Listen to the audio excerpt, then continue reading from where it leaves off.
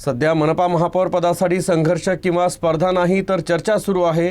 मुख्यमंत्री देवेंद्र फडणवीस, एकनाथ शिंदे आणि अजित पवार एकत्र बसून योग्य पद्धतीने राज्यातील 29 महानगरपालिकेत महायुतीचा महापौर बसेल असा आमचा प्रयत्न राहील, असं प्रतिपादन राज्याचे महसूल मंत्री आणि ज्येष्ठ भाजप नेते चंद्रशेखर बावनकुळे यांनी केलं।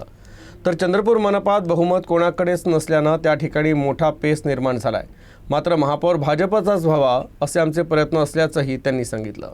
गडकरीजी, माननीय देवेंद्र फडणवीसजी आणि आमच्या कोर समितीची बैठक होईल,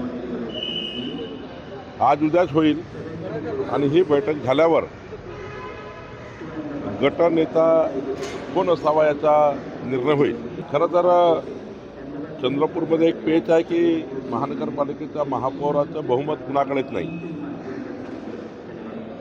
आणि भारतीय जनता पक्ष हा सर्वात मोठा पक्ष आहे।